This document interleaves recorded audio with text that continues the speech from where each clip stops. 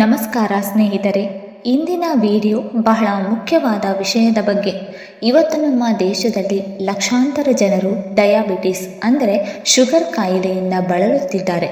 ಹಲವರಿಗೆ ಔಷಧಿ ತೆಗೆದುಕೊಂಡರೂ ಕೂಡ ಶುಗರ್ ನಿಯಂತ್ರಣದಲ್ಲಿ ಇರುವುದಿಲ್ಲ. ಇದಕ್ಕೆ ಮುಖ್ಯ ಕಾರಣ ಏನು ಅಂದರೆ ನಾವು ದಿನನಿತ್ಯ ತಿನ್ನುವ ಆಹಾರ. ಶುಗರ್ ಕಾಯಿಲೆ ಇರುವವರು ಸಾಮಾನ್ಯವಾಗಿ ಕೇಳುವ ಪ್ರಶ್ನೆ ಏನಂದರೆ, ನಾವು ಯಾವ ತರಕಾರಿ ತಿನ್ನಬೇಕು, ಯಾವ ತರಕಾರಿ ಶುಗರ್ ಹೆಚ್ಚಿಸುತ್ತದೆ ಮತ್ತು ಒಂದೊಂದು ತರಕಾರಿ ಶುಗರ್ ಮೇಲೆ ಹೇಗೆ ಕೆಲಸ ಮಾಡುತ್ತದೆ ಅನ್ನೋದು. ಸ್ನೇಹಿತರೆ, ಡಯಾಬಿಟಿಸ್ ಇದ್ದರೆ ಅನ್ನ ಬಿಡಬೇಕು ಅನ್ನೋದಿಲ್ಲ, ಆದರೆ ಸರಿಯಾದ ತರಕಾರಿ ಆಯ್ಕೆ ಮಾಡಬೇಕು. ಏಕೆಂದರೆ ಕೆಲವು ತರಕಾರಿಗಳು ರಕ್ತದ ಶುಗರ್ ನಿಧಾನವಾಗಿ ಏರಲು ಸಹಾಯ ಮಾಡುತ್ತದೆ, ಇನ್ನೂ ಕೆಲವು ತರಕಾರಿಗಳು ಶುಗರನ್ನು ನಿಯಂತ್ರಣದಲ್ಲಿ ಇಡುತ್ತದೆ. ಈ ವಿಡಿಯೋದಲ್ಲಿ ನಾವು ಡಯಾಬಿಟಿಸ್ ಇರುವವರಿಗೆ ಯಾವ ತರಕಾರಿಗಳು ಅತ್ಯುತ್ತಮ, ಒಂದೊಂದಾಗಿ ಆ ತರಕಾರಿಗಳನ್ನು ಏಕೆ ತಿನ್ನಬೇಕು ಅನ್ನೋದನ್ನು ಮತ್ತು ಯಾವ ತರಕಾರಿಗಳನ್ನು ಮಿತಿಯಲ್ಲಿ ತಿನ್ನಬೇಕು ಅನ್ನೋದನ್ನು ಸರಳ ಭಾಷೆಯಲ್ಲಿ ಉದಾಹರಣೆಗಳೊಂದಿಗೆ ತಿಳಿದುಕೊಳ್ಳೋಣ. ವಿಡಿಯೋ ಕೊನೆವರೆಗೂ ನೋಡಿ, ಏಕೆಂದರೆ ನೀವು ಪ್ರತಿದಿನ ತಿನ್ನುವ ಒಂದು ಸಾಮಾನ್ಯ ತರಕಾರಿ ನಿಮ್ಮ ಶುಗರ್ ನಿಯಂತ್ರಣದಲ್ಲಿ ದೊಡ್ಡ ಬದಲಾವಣೆ ತರಬಹುದು. ಹಾಗಾದರೆ ಬನ್ನಿ ಸ್ನೇಹಿತರೆ, ಡಯಾಬಿಟಿಸ್ ಇರುವವರು ಯಾವ ತರಕಾರಿ ತಿನ್ನಬೇಕು ಮತ್ತು ಏಕೆ ಇದನ್ನೀಗ ವಿವರವಾಗಿ ನೋಡೋಣ. ಮೊದಲನೆಯದಾಗಿ ಪಾಲಕ್ ಸೊಪ್ಪು. ಪಾಲಕ್ ಸೊಪ್ಪಿನಲ್ಲಿ fibre, vitamin A, vitamin C, vitamin K, magnesium, potassium ಮತ್ತು ಐರನ್ ತುಂಬ ಪ್ರಮಾಣದಲ್ಲಿರುತ್ತದೆ. ಇದಲ್ಲದೆ ಇದರಲ್ಲಿ ಕ್ಯಾಲೋರಿ ಕಡಿಮೆ ಹಾಗೂ ಗ್ಲೈಸಮಿಕ್ ಇಂಡೆಕ್ಸ್ ತುಂಬ ಕಡಿಮೆ ಇರುತ್ತದೆ. ಪಾಲಕ್ ಸೊಪ್ಪಿನಲ್ಲಿರುವ ಫೈಬರ್ ಆಹಾರದ ಜೀರ್ಣಕ್ರಿಯೆಯನ್ನು ನಿಧಾನಗೊಳಿಸುತ್ತದೆ. ಇದರಿಂದ ಆಹಾರ ಸೇವಿಸಿದ ನಂತರ ಸಕ್ಕರೆ ರಕ್ತಕ್ಕೆ ನಿಧಾನವಾಗಿ ಸೇರಿ ಶುಗರ್ ಲೆವೆಲ್ ನಿಯಂತ್ರಣದಲ್ಲಿರುತ್ತದೆ. ವಿಶೇಷವಾಗಿ ಊಟದ ಜೊತೆಗೆ ಪಾಲಕ್ ಸೇವಿಸಿದರೆ ಶುಗರ್ ಸ್ಪೈಕ್ ಆಗುವುದನ್ನು ತಡೆಯಬಹುದು. ಪಾಲಕ್ ಸೊಪ್ಪಿನಲ್ಲಿರುವ ಮೆಗ್ನೀಷಿಯಂ ಮತ್ತು ಆಂಟಿಆಕ್ಸಿಡೆಂಟ್ಗಳು ದೇಹದ ಇನ್ಸುಲಿನ್ ಕಾರ್ಯಕ್ಷಮತೆಯನ್ನು ಉತ್ತಮಗೊಳಿಸುತ್ತದೆ. ಇದರಿಂದ ದೇಹವು ಇನ್ಸುಲಿನ್ಗೆ ಸರಿಯಾಗಿ ಪ್ರತಿಕ್ರಿಯಿಸಿ ಗ್ಲೂಕೋಸ್ ಅನ್ನು ಶಕ್ತಿಯಾಗಿ ಬಳಸಿಕೊಳ್ಳಲು ಸಹಾಯ ಮಾಡುತ್ತದೆ. ಪಾಲಕ್ ಸೊಪ್ಪು ಕಡಿಮೆ ಕ್ಯಾಲೋರಿ ಇರುವುದರಿಂದ ಹೊಟ್ಟೆ ತುಂಬಿದ ಅನುಭವ ಕೊಡುತ್ತದೆ. ಇದರಿಂದ ಹೆಚ್ಚು ತಿನ್ನುವ ಅಭ್ಯಾಸ ಕಡಿಮೆಯಾಗುತ್ತದೆ. ಶುಗರ್ ಇರುವವರಿಗೆ ಹೃದಯ ಸಂಬಂಧಿತ ಸಮಸ್ಯೆಗಳ ಅಪಾಯ ಹೆಚ್ಚು.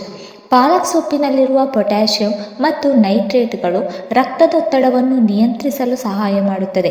ಇದರಿಂದ ಹೃದಯದ ಆರೋಗ್ಯ ಉತ್ತಮವಾಗುತ್ತದೆ.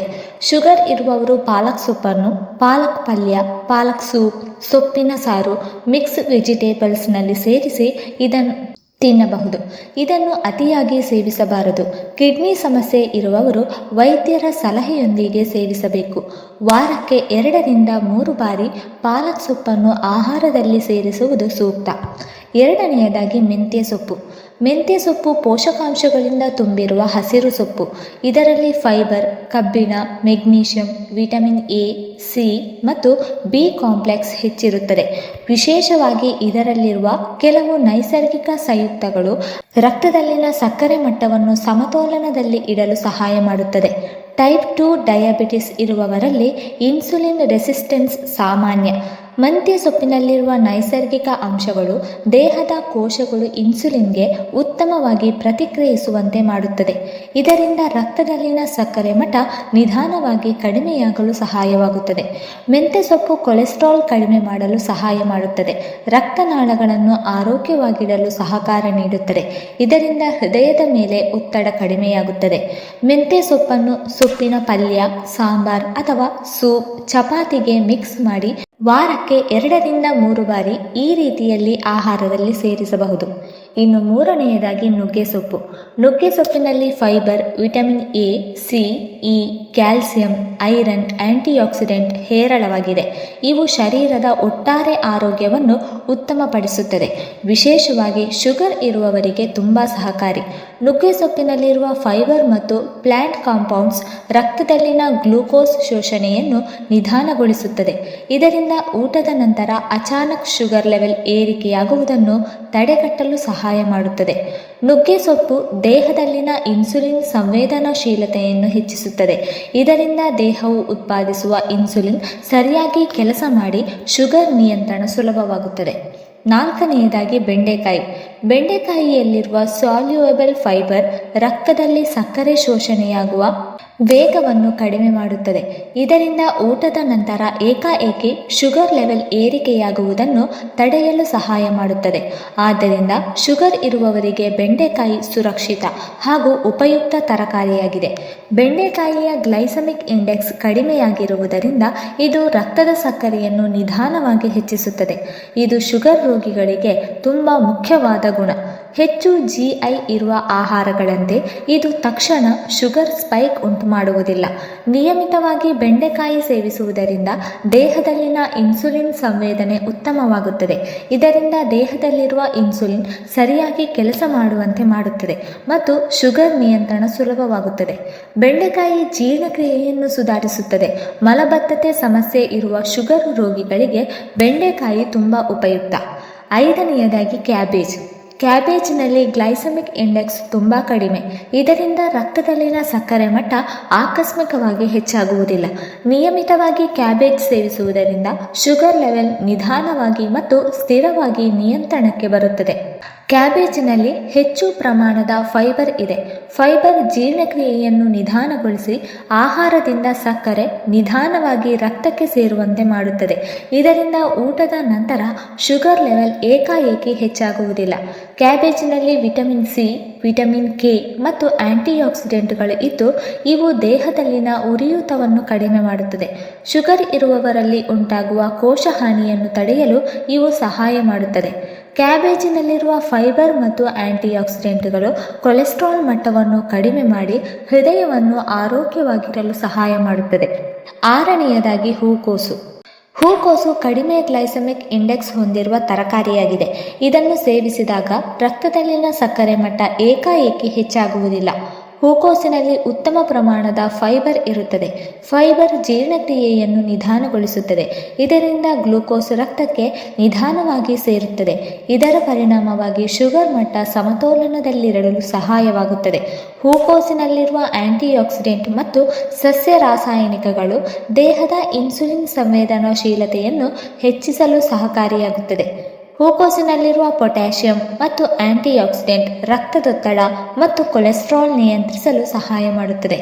7ನೇಯದಾಗಿ ಕ್ಯಾಪ್ಸಿಕಮ್ನಲ್ಲಿ ಕಡಿಮೆ ಕ್ಯಾಲೋರಿಗಳು, ಕಡಿಮೆ ಕಾರ್ಬೋಹೈಡ್ರೇಟ್, ಹೆಚ್ಚಿನ fibre, vitamin C, A, vitamin B6, ಆಂಟಿಆಕ್ಸಿಡೆಂಟ್ಗಳಿವೆ. ಈ ಎಲ್ಲ ಪೌಷ್ಟಿಕಾಂಶಗಳು ಶುಗರ್ ರೋಗಿಗಳಿಗೆ ಅತ್ಯಂತ ಉಪಯುಕ್ತವಾಗಿದೆ. ಕ್ಯಾಪ್ಸಿಕಮ್ನಲ್ಲಿರುವ ಕಡಿಮೆ ಗ್ಲೈಸಮಿಕ್ ಇಂಡೆಕ್ಸ್ ರಕ್ತದಲ್ಲಿನ ಸಕ್ಕರೆಯನ್ನು ನಿಧಾನವಾಗಿ ಹೆಚ್ಚಿಸುತ್ತದೆ. ಇದರಿಂದ ಶುಗರ್ ಏಕಾಏಕಿ ಹೆಚ್ಚಾಗುವುದಿಲ್ಲ. ಕ್ಯಾಪ್ಸಿಕಮ್ನಲ್ಲಿರುವ ಆಂಟಿಆಕ್ಸಿಡೆಂಟ್ ದೇಹದ ಇನ್ಸುಲಿನ್ ಸಂವೇದನೆಯನ್ನು ಹೆಚ್ಚಿಸುತ್ತದೆ. ಇದರಿಂದ ದೇಹ ಇನ್ಸುಲಿನ್ ಅನ್ನು ಉತ್ತಮವಾಗಿ ಬಳಸಿಕೊಳ್ಳುತ್ತದೆ. 8ನೇಯದಾಗಿ ಕಾಕಡಿ ನೀರಿನಂಶ ಹೆಚ್ಚಿರುವ ತರಕಾರಿ. ಇದು ದೇಹವನ್ನು ಹೈಡ್ರೇಟ್ ಆಗಿರಿಸುತ್ತದೆ. ಕಾರ್ಬೋಹೈಡ್ರೇಟ್ ಬಹಳ ಕಡಿಮೆ ಇರುವುದರಿಂದ ರಕ್ತದ ಶುಗರ್ ಮೇಲೆ ಯಾವುದೇ ಒತ್ತಡ ಬೀರುವುದಿಲ್ಲ. ಕಾಕಡಿಯಲ್ಲಿರುವ ಫೈಬರ್ ಅಂಶ ಜೀರ್ಣಕ್ರಿಯೆಯನ್ನು ಉತ್ತಮಗೊಳಿಸುತ್ತದೆ. ಮಲಬದ್ಧತೆ ಸಮಸ್ಯೆಯನ್ನು ಕಡಿಮೆ ಮಾಡುತ್ತದೆ. ಕಾಕಡಿಯಲ್ಲಿರುವ ಪೊಟ್ಯಾಷಿಯಂ ರಕ್ತದೊತ್ತಡವನ್ನು ನಿಯಂತ್ರಿಸಲು ಸಹಾಯ ಮಾಡುತ್ತದೆ ಮತ್ತು ಹೃದಯದ ಆರೋಗ್ಯವನ್ನು ರಕ್ಷಿಸುತ್ತದೆ. ಇದನ್ನು ಸಲಾಡ್ ರೂಪದಲ್ಲಿ ಸೇವಿಸುವುದು ಅತ್ಯುತ್ತಮ. 9ನೇಯದಾಗಿ ಹಾಗಲಕಾಯಿಯಲ್ಲಿರುವ ಕೆಲವು ಸಂಯುಕ್ತಗಳು ನೈಸರ್ಗಿಕ ಇನ್ಸುಲಿನ್ ತರಹ ಕೆಲಸ ಮಾಡುತ್ತದೆ ಎಂದು ಪರಿಗಣಿಸಲಾಗುತ್ತದೆ. ಇದು ರಕ್ತದ ಶುಗರ್ ಕಡಿಮೆ ಮಾಡಲು ಸಹಾಯ ಮಾಡುತ್ತದೆ. ಹಾಗಲಕಾಯಿ ಕಡಿಮೆ ಗ್ಲೈಸಮಿಕ್ ಇಂಡೆಕ್ಸ್ ಹೊಂದಿರುವ ತರಕಾರಿ, ಅಂದರೆ ಇದನ್ನು ತಿಂದ ನಂತರ ಶುಗರ್ ಮಟ್ಟ ತಕ್ಷಣ ಹೆಚ್ಚಾಗುವುದಿಲ್ಲ. ಹಾಗಲಕಾಯಿ ಲಿವರ್ ಅನ್ನು ಶುದ್ಧಗೊಳಿಸುವ ಗುಣ ಹೊಂದಿದೆ. ಜೊತೆಗೆ ಪ್ಯಾಂಕ್ರಿಯಾಸ್ ಸರಿಯಾಗಿ ನಿರ್ವಹಿಸಲು ಸಹಾಯ ಮಾಡುತ್ತದೆ. ಪ್ಯಾಂಕ್ರಿಯಾಸ್ ಉತ್ತಮವಾಗಿದ್ದರೆ ಇನ್ಸುಲಿನ್ ಉತ್ಪಾದನೆಯು ಸುಧಾರಿಸುತ್ತದೆ. ಆದರೆ ಅತಿಯಾಗಿ ಸೇವಿಸಬಾರದು, ಮಿತಿಯಲ್ಲಿ ಉತ್ತಮ. 11ನೇಯದಾಗಿ ಬೀನ್ಸ್ ಅಥವಾ ಗುರುಸಾಳ. ಬೀನ್ಸ್ ಮತ್ತು ಗುರುಸಾಳದಲ್ಲಿ ಫೈಬರ್ ಮತ್ತು ಪ್ರೋಟೀನ್ ಎರಡೂ ಇರುತ್ತದೆ. ಪ್ರೋಟೀನ್ ಶುಗರ್ ಏರಿಕೆಯನ್ನು ನಿಧಾನಗೊಳಿಸುತ್ತದೆ ಮತ್ತು ಫೈಬರ್ ಜೀರ್ಣಕ್ರಿಯೆಯನ್ನು ಸುಧಾರಿಸುತ್ತದೆ. ಇದರಿಂದ ದೀರ್ಘ ಸಮಯ ಶುಗರ್ ನಿಯಂತ್ರಣದಲ್ಲಿ ಇರುತ್ತದೆ. ಬೀನ್ಸ್ನಲ್ಲಿ ಹೆಚ್ಚಿನ ಪ್ರಮಾಣದ ಡೈಟರಿ ಫೈಬರ್ ಇದೆ. ಫೈಬರ್ ಜೀರ್ಣಕ್ರಿಯೆಯನ್ನು ನಿಧಾನಗೊಳಿಸಿ ಗ್ಲೂಕೋಸ್ ರಕ್ತದಲ್ಲಿ ನಿಧಾನವಾಗಿ ಸೇರುವಂತೆ ಮಾಡುತ್ತದೆ. ನಿಯಮಿತವಾಗಿ ಬೀನ್ಸ್ ಸೇವಿಸುವುದರಿಂದ ದೇಹದ ಇನ್ಸುಲಿನ್ ಸೆನ್ಸಿಟಿವಿಟಿ ಹೆಚ್ಚಾಗುತ್ತದೆ, ಅಂದರೆ ದೇಹದಲ್ಲಿರುವ ಇನ್ಸುಲಿನ್ ಸರಿಯಾಗಿ ಕೆಲಸ ಮಾಡುತ್ತದೆ. ಏಕೆ ಆಲೂಗಡ್ಡೆ, ಸಿಹಿ ಜೋಳವನ್ನು ತಪ್ಪಿಸಬೇಕು? ಈ ತರಕಾರಿಗಳಲ್ಲಿ ಸ್ಟಾರ್ಚ್ ತುಂಬ ಹೆಚ್ಚು. ಸ್ಟಾರ್ಚ್ ದೇಹದಲ್ಲಿ ಶೀಘ್ರವಾಗಿ ಸಕ್ಕರೆಯಾಗಿ ಬದಲಾಗುತ್ತದೆ. ಇದರಿಂದ ಶುಗರ್ ಬೇಗ ಏರುತ್ತದೆ. ಆದ್ದರಿಂದ ಇವುಗಳನ್ನು ಮಿತಿಯಲ್ಲಿ ಮಾತ್ರ ಸೇವಿಸಬೇಕು. ಸ್ನೇಹಿತರೆ, ಇವತ್ತು ನಾವು ಡಯಾಬಿಟಿಸ್ ಇರುವವರಿಗೆ ಯಾವ ತರಕಾರಿಗಳು ಉತ್ತಮ ಮತ್ತು ಏಕೆ ಅವುಗಳನ್ನು ತಿನ್ನಬೇಕು ಅನ್ನುವುದನ್ನು ವಿವರವಾಗಿ ತಿಳಿದುಕೊಂಡೆವು. ಇಲ್ಲಿ ಒಂದು ಮುಖ್ಯವಾದ ವಿಷಯ ನೆನಪಿರಲಿ. ಶುಗರ್ ಕಾಯಿಲೆ ಅನ್ನೋದರ ಅರ್ಥ ಜೀವನ ಮುಗಿದಂತಲ್ಲ, ಆದರೆ ಜೀವನ ಶೈಲಿ ಬದಲಾಯಿಸಿಕೊಳ್ಳಬೇಕು ಅನ್ನೋದಷ್ಟೇ. ಸರಿಯಾದ ತರಕಾರಿ ಆಯ್ಕೆ ಮಾಡಿದರೆ ರಕ್ತದ ಶುಗರ್ ನಿಧಾನವಾಗಿ ಏರುತ್ತದೆ, ಇನ್ಸುಲಿನ್ ಉತ್ತಮವಾಗಿ ಕೆಲಸ ಮಾಡುತ್ತದೆ ಮತ್ತು ಔಷಧಿಗಳ ಅವಲಂಬನೆ ಕೂಡ ಕಡಿಮೆಯಾಗಬಹುದು.